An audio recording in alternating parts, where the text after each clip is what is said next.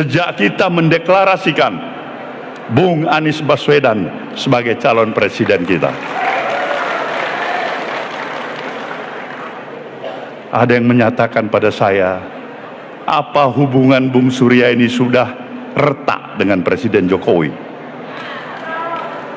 Apa memang Nasdem itu sudah bukan lagi koalisinya partai pemerintah? Ini pertanyaan-pertanyaan. Apa yang kita harus katakan? Kita ingin memberikan jawaban yang lip service atau jawaban yang penuh dengan kejujuran hati?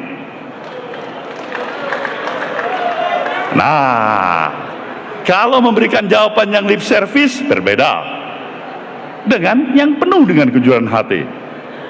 Tapi saya ingin mengajak kita semuanya, para kader Partai Nasdem hari ini, Nasdem tetap harus menjaga dignity dirinya, kejujuran dirinya, sebagaimana dia bertekad untuk membawa misi gerakan perubahan merestorasi bangsa ini. Pilihan kita, berikanlah jawaban yang jujur. Jawaban yang jujur adalah, saya masih beranggap sampai hari ini Presiden Jokowi adalah presidennya Partai Nasdem. Assalamualaikum warahmatullahi wabarakatuh. Teman-teman, jumpa kembali dengan Enjoy Channel, channel yang membahas berita teraktual, terhangat, dan sedang menjadi perbincangan publik. Sahabat Enjoy Channel, kali ini yang akan kita bahas mengenai dukungan tokoh atau masyarakat kepada calon presiden tertentu. Ini sudah mulai terlihat. Sebut saja kemarin teman, Megawati Soekarno Putri sudah menyampaikan dukungan, menunjuk Ganjar Pranowo sebagai petugas partai, menjalankan tugas sebagai calon presiden. Di situ ada Presiden Jokowi. Otomatis teman-teman ya, Presiden Jokowi ini mendukung Ganjar Pranowo karena Jokowi adalah bagian dari PDIP sehingga mendukung Ganjar. Sisi lain teman-teman, kemarin juga ada musyawarah rakyat yang digelar di Jakarta, salah satunya merekomendasikan Prabowo Subianto sebagai calon presiden. Di situ juga ada Presiden Jokowi. Jadi ada peran yang cukup signifikan teman ya, Presiden Jokowi sebagai seorang politisi juga seorang presiden mendukung calon presiden tertentu, termasuk juga dengan Ganjar maupun Prabowo Subianto. Kemudian kalau kita lihat lagi teman-teman ya, ada Pak JK, Pak Yusuf Kalla, ini malah mendukung Anies Baswedan. Jadi tidak hanya rakyat, tetapi juga para pejabat, mantan pejabat ini juga mendukung calon presiden tertentu. Nah, kali ini teman ada pandangan Pak Yusuf Kalla, mengapa memilih Anies Baswedan. Kita baca beritanya dari tribunnews.com. Dipastikan dapat dukungan Yusuf Kalla, JK mengatakan Cawapres Anies jangan cuma jadi ban serep. Simak informasi seputar Anies Baswedan dalam bursa Capres di Pilpres 2024 mendatang. Capres Nasdem, Anies Baswedan dipastikan dapat dukungan dari Yusuf Kalla. JK sapaan akrab Yusuf Kalla sebut Cawapres Anies Baswedan jangan cuma jadi ban serep. Ketimbang Ganjar atau Prabowo Subianto, Anies Baswedan dianggap lebih kompeten menjadi Presiden Indonesia ke-8. Bukan tanpa alasan, kuat Yusuf Kalla memberikan dukungan kepada Anies Baswedan di Pilpres 2024. Diketahui Anies Rashid Baswedan menjadi calon presiden pilihan wakil presiden. Diketahui Anies Rashid Baswedan menjadi calon presiden pilihan wakil presiden Republik Indonesia 2004, 2009, dan 2014-2019 Yusuf Kalla. Yusuf Kalla mengatakan pilihan terhadap Anies Baswedan bukan lantaran faktor kedekatan, tapi juga alasan kriteria. Saya juga sering bilang saya pilih karena kriteria. Kriterianya punya elektabilitas atau integritas yang kuat. Kedua itu punya pengalaman, ketiga punya kecerdasan. Karena untuk negara sebesar ini kalau diurus oleh yang tidak berpengalaman, tutur saat diwawancara eksklusif di kediamannya dan Mawangsa, Jakarta Selatan, Jumat 12 Mei 2023. Menurut JK, Anies juga memiliki bekal pengalaman pemerintahan sebagai Menteri Pendidikan dan Kebudayaan. Mengapa waktu itu Bu Mega meminta saya mendampingi Pak Jokowi? Karena saya dianggap berpengalaman di pemerintahan. Kriteria itu yang paling mendekati ya Anies. Dia pernah menjadi gubernur, pernah menjadi menteri, dan itu penting.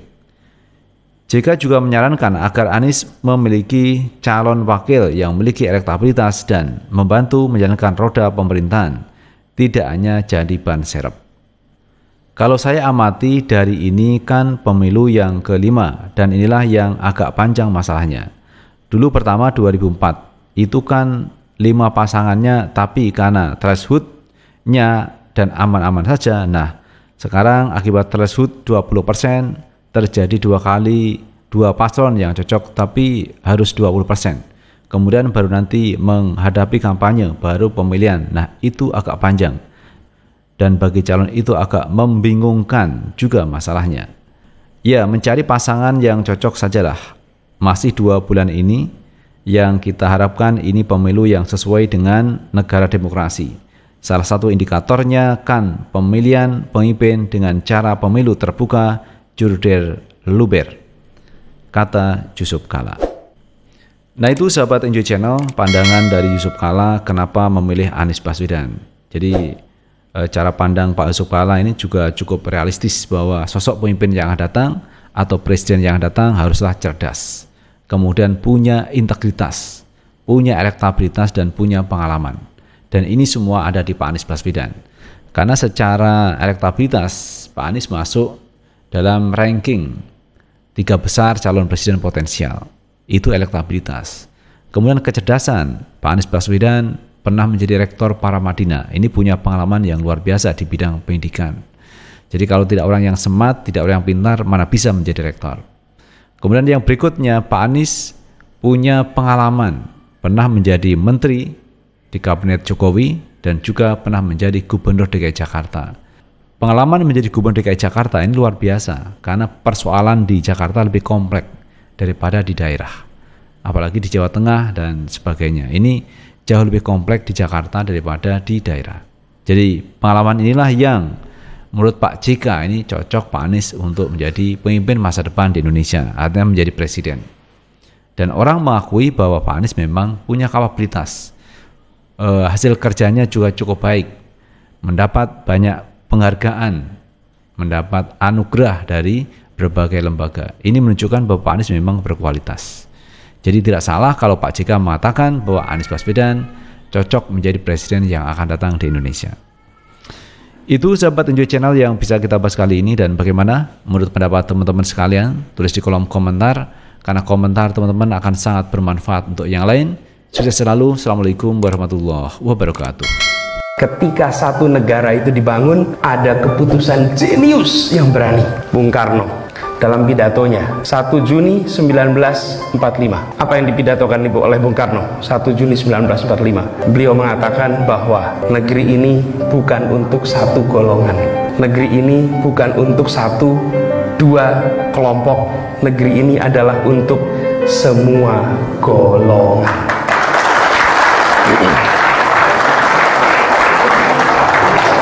Bapak Ibu semua, beliau menggunakan istilahnya apa? Golongan. Bapak Ibu coba perhatikan, ada nggak istilah minoritas di situ? Nggak ada. Ada nggak istilah mayoritas di situ? Tidak ada. Republik ini dirancang tidak untuk melindungi minoritas. Republik ini dirancang tidak untuk melindungi mayoritas. Republik ini dirancang untuk melindungi setiap tumpah darah Indonesia.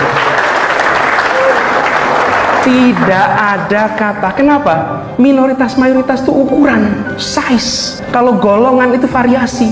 Kalau golongan katanya ukuran. Begitu kita bicara tentang minoritas mayoritas, mau pakai minoritas apa? Pakai etnik, 416 suku bangsa. This is a multi-minority nations. Pakai ukuran etnik. Oke. Pakai ukuran agama. Lalu muncul ada yang namanya Muslim, jumlahnya mayoritas. Ada yang Nasrani, ada yang Hindu, Buddha, Katolik, lalu muncul minoritas, lalu muncul ukuran. Pakai ekonomi, langsung kelihatan mana yang ekonominya ngontrol besar, mana ekonomi yang ngontrol kecil, langsung kelihatan. Tapi para pendiri republik ini jenius. Mereka tak berbicara ukuran, mereka berbicara tentang kebinekaan tanpa membicarakan keukuran. Nah, karena itu saya selalu tidak nyaman. Saya tidak pernah setuju dengan penggunaan istilah itu. Saya menuliskan di Kompas. Saya tulis di Kompas itu kira-kira 2010-2011. Kalimatnya persis. Saya berhenti menggunakan istilah minoritas mayoritas, tapi gunakan istilah golongan. Karena itulah yang digunakan oleh para pendiri Republik kita.